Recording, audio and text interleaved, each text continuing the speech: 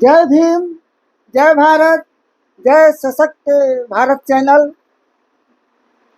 मैं हरकेशव राव से जानना चाहेंगे कि आज की परिस्थिति में जो शेड्यूल कास्ट, शेड्यूल ट्राइब्स और अति पिछड़ा जो आरजेडी से और एनडीए से भी दोनों से नाराज चल रही, दोनों के अंदर सामाजिक न्याय की व्यवस्था या उसका एजेंडा कुछ इसके फेवर में दिखाई नहीं दे रहा है। आपका इसमें क्या? देखिए, ये तो स्पष्ट बात है कि जो मोदी जी जब पहली बार जीत के गए थे तो पत्रकार जब पूछा कि आप जीत के बाद कैसा अनुभव कर रहे हैं, ठीक है, तो मोदी जी ने कहा था कि हमें बहुत खुशी है कि इस चुनाव में किसी विपक्षियों ने सामाजिक न्याय को और धर्मनिरपेक्षता को अपना मुद्दा नहीं बनाया, ठीक है। और अब जो है देश में सामाजिक न्याय मतलब मानते हैं, मोदी का मानना है कि सामाजिक न्याय का मतलब जातिवाद, ठीक है। अब यहाँ जात पात की राजनीति नहीं होगी, अब यहाँ सिर्फ अमीरी और गरीबी की बात होगी और गरीब लोग जो है अमीरों की सेवा में रहेंगे और अमीर लोग उनको मदद करेंगे। यह स्पष्ट तौर पर मोदी जी ने कहा। इससे स्पष्ट हो गया कि वो धर्मनिरपेक्षता तो सब लोग जान रहे हैं कि धर्मनिरपेक्षता से कितना वो दूर है, ठीक है। वो तो एकदम पूरी तरह से सांप्रदायिक मान लीजिए कि विचारधारा के मालिक हैं। सामाजिक न्याय के नाम पर जो है उनका कहना है कि अमीर लोगों के पास सारा चीज रहे, ठीक है। जैसे राजतंत्र में होता था कि राजा के पास सब कुछ रहे और राजा जो है प्रजा पर मान लीजिए कुछ कुछ ध्यान देते रहे, कुछ कुछ खिलाते पिलाते रहे, भोजन की उसको व्यवस्था कर दे, सारा कोई दिक्कत उसको नहीं होने दे, लेकिन राज अपने करे, सारा अधिकार अपने पास रखे और सत्ता में किसी को भागीदारी नहीं थी। सत्ता में भागीदारी नहीं थे कि राजा अपने रहे और लोगों को प्रजा बना के रखें। ये मोदी जी का क्लियर कट कंसेप्ट है सोशल जस्टिस का। उसी तरह से आप देखेंगे कि किसी तरह से भिन्न मान लीजिए कि ये आरजेडी का नहीं है, इनका भी वही है कि किसी तरह से एनी हाउ हमारे परिवार के लोग शासन में बैठे और सारे लोग जो है हमरा मान लीजिए कि प्रजा बन के रहे, गरीब लोग के नाम पर हम राजनीति करते रहे और कुछ कुछ उन लोगों को चटाते रहे, कुछ कुछ देते रहे या कहते रहे कि भाई हम गरीबों का बहुत बड़ा मसीहा है, सामाजिक न्याय का मसीहा है। देखिए, सोशल जस्टिस का मतलब समझना पड़ेगा। जब तक संविधान के जो मंशा, संविधान की मंशा क्या है सामाजिक न्याय के प्रति?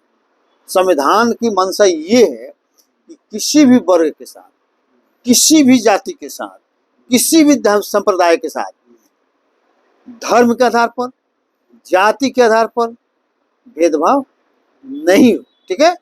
और भेदभाव कहाँ से नहीं हो? भेदभाव किसका ज्यादा प्रभाव पड़ता है? तो जो सरकारी तंत्र है वहां से नहीं हो, ठीक है। जो सरकारी तंत्र है उसके द्वारा किसी भी वर्ग विशेष के साथ भेदभाव, बेईमानी और अन्याय की घटना नहीं हो, ठीक है। तो ये कब सुनिश्चित होगा? ये कब होगा? ये तब होगा, डॉक्टर अम्बेडकर ने इसीलिए संविधान में आप देखिएगा कि व्यवस्था कर दिया कौन सी का? प्रतिनिधित्व का, कि भाई हर एक वर्ग का लोग प्रतिनिधित्व करेगा विधायिका में, कार्यपालिका में, न्यायपालिका में, ताकि उस स्तर से किसी के साथ अन्याय नहीं हो, ठीक है।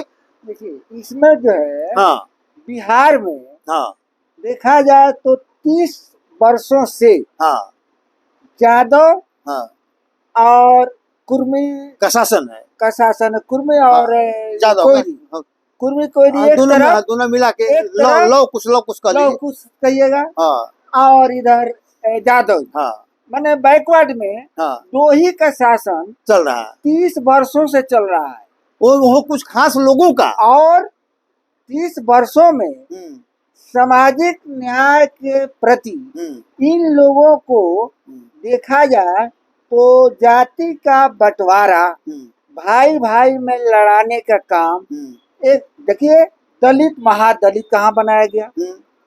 दलित महादलित जिसमें एक ठो पासवान को छांट करके और सभी को एक तरफ किया गया, बारी बारी से, एक साथ नहीं, बारी बारी से, और इन लोगों को लड़ाया गया।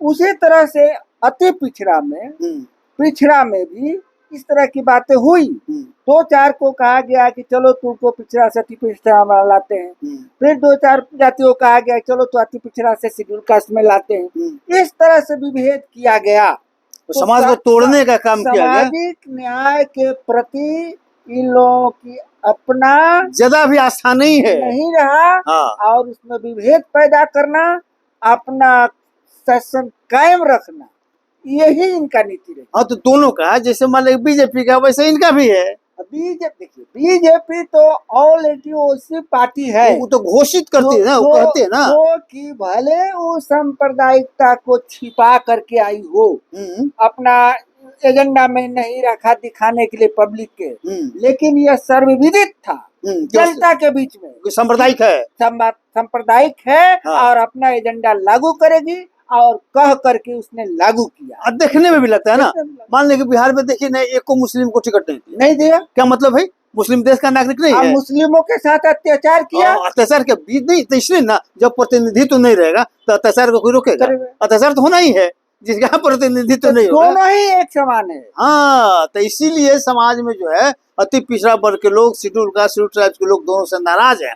और ये लोग सोचता है कि हमारा पिछड़ा को बन के रहेगा। तो फुटबॉल थोड़े है कि इधर से मारिएगा तो वहां जाएगा, उधर से मारेगा तो इधर जाएगा। दर्शकों, अब आपके बीच में है। हाँ। आपको निर्णय लेना है, ये आपके पास में वोट देने का अधिकार है।